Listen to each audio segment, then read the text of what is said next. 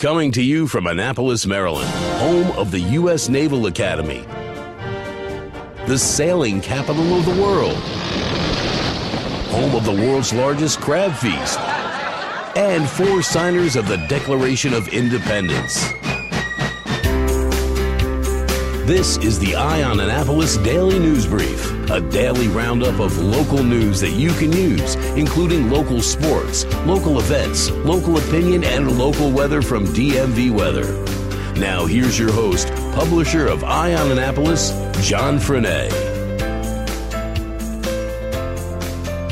Good morning, this is John Frenaye. It's Thursday, September 21st. There were some tense moments last night in the Eastport community. A gunman had opened fire, and residents say that at least 6 shots were fired, and police are confirming that 2 were injured, 1 critically and another with less severe injuries. Both were transported to a local hospital, with the most critical one being in cardiac arrest. Initially, police did not find any suspects on the scene. However, at approximately 10:45 p.m., Anne Arundel County Police Department responded to an address in the 700 block of Central Avenue in Edgewater for a person of interest in that shooting. That investigation turned into a barricade situation, with the suspect finally exiting the home at about 5:45 a.m. this morning after 7 hours. He was taken into custody without incident. Barnabas Offer, 25 of Annapolis, will be charged with 2 counts of attempted murder and other related charges. During the investigation into the shooting, Craig Belt of Annapolis and Delvonta Wright of Severn were arrested and charged with handgun possession and a 4th-degree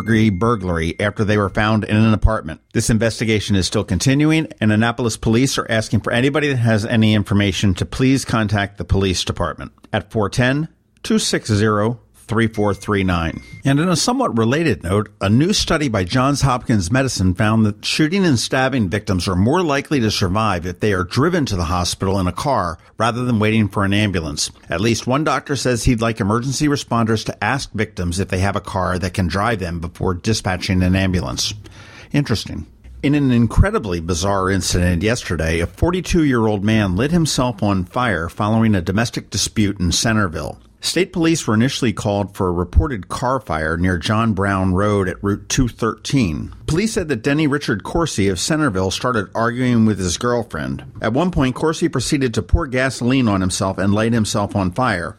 After lighting himself on fire, he returned to his car and drove away from the scene. Ultimately, he walked into Easton Memorial Hospital and was treated for 2nd-degree burns to his chest, right arm, and neck area. After initial treatment, he was transferred to Johns Hopkins Bayview Medical Center in Baltimore in critical condition. Here in Annapolis, we still don't know the results of the Ward 4 aldermanic race. Sheila Finlayson and Tony Strong Pratt were locked in a dead heat, with Finlayson leading by 19 votes. But there are 36 provisional and 5 absentee ballots that were cast in the election, which are potentially enough to turn the election around. These votes will be tabulated and officially counted at 9 a.m. next Tuesday. A Glen Burnie lawyer who was overlooked for a position on the Anne Arundel County Circuit Court bench has had his appeal thrown out. Ricky Nelson Jones wanted the courts to take actions that would clearly violate the constitutionally mandated separation of powers, said Stephen Platt, a former Prince George County judge who was appointed to arbitrate the complaint. Jones claims that ultimately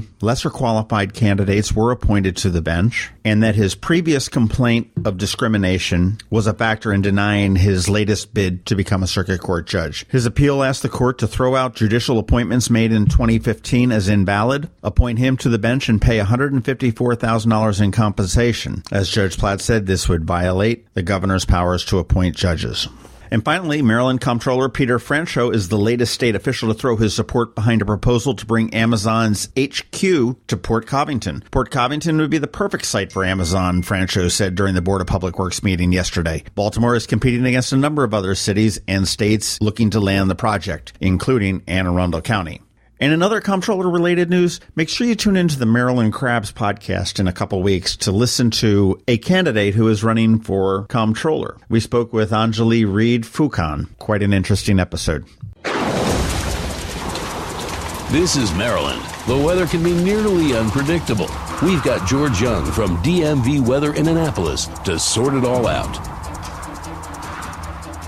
All right, hey everyone, this is George from DMV Weather. Today is Thursday, September 21st. Let's get right into the forecast. Don't be fooled by the calendar and the fact that we are officially in our last day of calendar summer today, because we will once again have sunny skies and high temps in the mid to upper 80s for Annapolis and all of Anne Arundel County, with nighttime lows around 65 to 70 degrees. And this will be the case all the way through next Monday, the 25th, until a cold front approaches and we might finally see a little rain and temps back into the mid to upper 70s. For today specifically, we've gone with a target high temp of 85 degrees for Annapolis, so let's see how that works out against the actual high temp as part of our 4-degree forecast. As for the tropics, things are looking pretty good at this point, as neither Tropical Storm Jose nor Hurricane Maria appears to be a threat to our area moving forward, but we'll continue to monitor daily in case there are any changes, especially with regard to Hurricane Maria. Okay, that's it for us today. Be sure to download our free app by searching for DCMDVA Weather in your app store, and also be sure to follow us 24/7, 365 on our website at dmvweather.com or on social media via Twitter or Facebook. And also be sure to visit our homepage and sign up to be entered in a drawing for a $500 Amazon gift card. But you have to sign up by September 30th to be eligible, so get to it today. This is George Young of DMV Weather with your Annapolis forecast. Whatever the weather out there, have fun and be safe.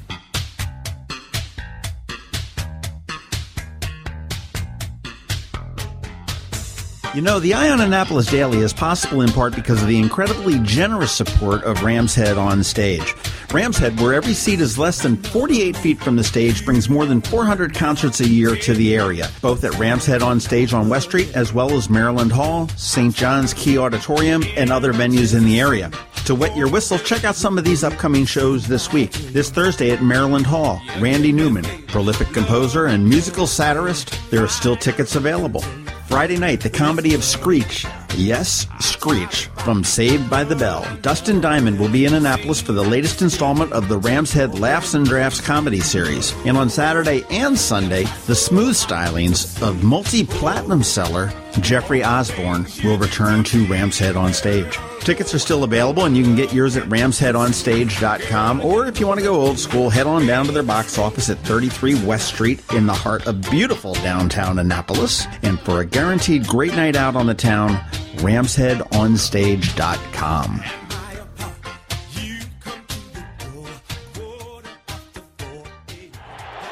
If you're looking for local sports,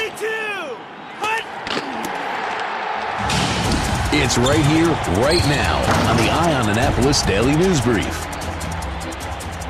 Get ready for some local football this weekend. Friday night, it's high school action with Northeast at Cape Henlopen, Loyola at Spalding, Severn at St. Paul's, Skent Island at Stephen Decatur, Old Mill at Severna Park, Annapolis at South River, North County at Meade, Chesapeake at Glen Burnie, Broadneck at Arundel, that'll be a good game, Pilati at St. Mary's, Southern at South Carroll. In college football, Cincinnati travels to Navy, and you can make sure you check in with Eye on Annapolis. We'll be following that game. We'll be tweeting live from the game and everything else. And over in College Park, Central Florida is at University of Maryland. Thanks for listening to the Eye on Annapolis Daily News Brief. If you like what you heard, make sure to tell your friends and colleagues about it. And also tell them about our website, eyeonannapolis.net, where you can find much more. Be sure to check out our other weekly podcast, The Maryland Crabs. This podcast comes to you every Monday through Friday at noon. Thanks for listening, and we'll see you next time.